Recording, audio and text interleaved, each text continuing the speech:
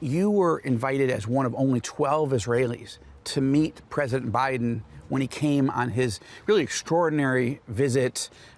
Whatever people think politically about him, he is the only American president who's ever come to Israel during a hot war, a missile war, bring Air Force One into Tel Aviv.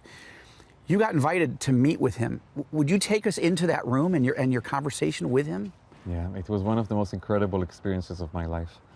President Biden, through the American Embassy in Israel, invited 12 Israelis who had been impacted by the war in the most personal way to come and meet him at the end of his trip to Israel. He met the Prime Minister and the President, and then he made time for us. In that group, Joel, were some of the most extraordinary people in our country. There was a young woman, Inbal Lieberman, from a neighboring kibbutz to mine, 26-year-old security coordinator for her community, who on that morning, when she started hearing what's happening in Nachal Oz and the other communities, organized her people, took them out to the fence of the kibbutz, and shot and forced away the terrorists. And in her community, nobody died on Saturday. Wow. She was invited. Wow. And a woman called Rachel Edri from the city of Ofakim. I met her son. We did a whole show on him recently. The woman that offered cookies to the terrorists to distract them and then buy time for the police to kill them. She was there. Muhammad Darawshe, he's the uncle of Awad Darawshe, an Arab Muslim citizen of Israel who was a paramedic. Who treated injured people at that music festival and was brutally murdered by Hamas. And the Hamas were especially cruel to Arab citizens of Israel that they murdered on that morning, because to them, people like Awad, collaborators with the Jews, so his uncle was invited. Really an impressive group of people. And also my father and I, our story had become somewhat famous. And we were waiting for hours for President Biden to finish his meetings with the Prime Minister and the politicians. And the war cabinet. I mean, that's the war rare. cabinet. We had very little expectations because we knew he was busy and he was meeting for hours with the Prime Minister and the war cabinet as we were waiting. And we thought each of us will get a handshake and a picture and that's it. But that's not what happened. President Biden walked into the room and he started moving around the room to each and every one of us.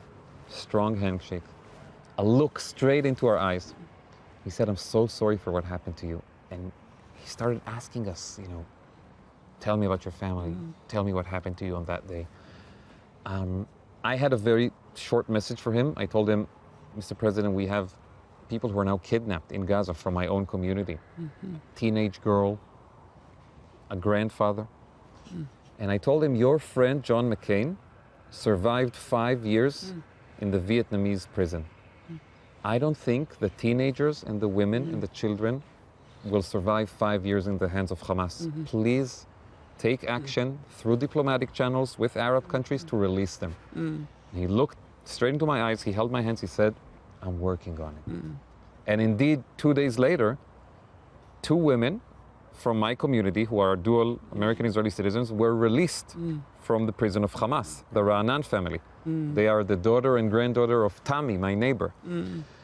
And I told her after the meeting, I told her, "Tami, President Biden said he's working on it." And we got a little sign of hope, but it's not enough. We still have 200 people there.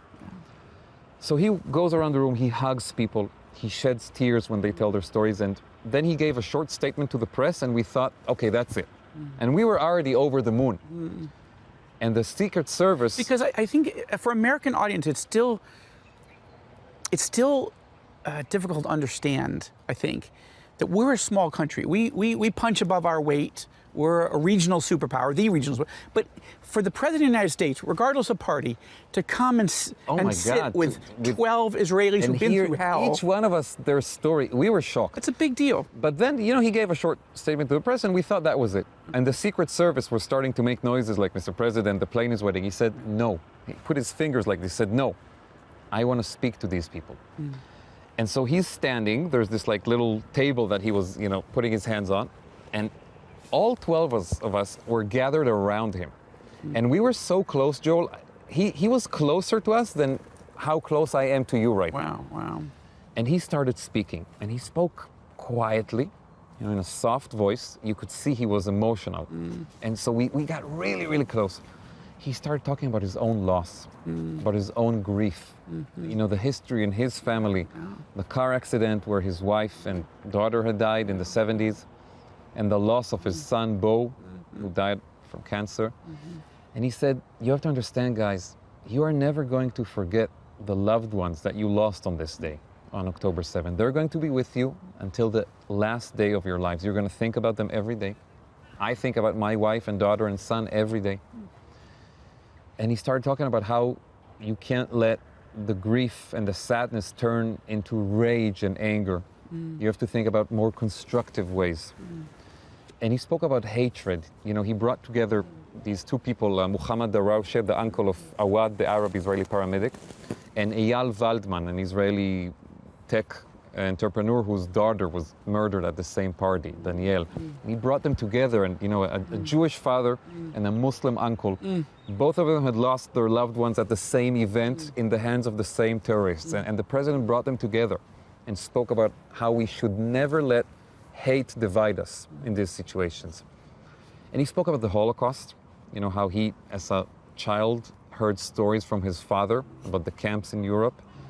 And he said, as president, I will not allow the Jewish people to lose their safe place on this earth, you know, not on my watch.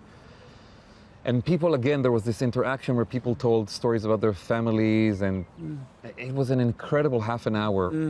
We felt so close to him, Joel. We hugged him at the end. And I just wanted to say thank you to the president.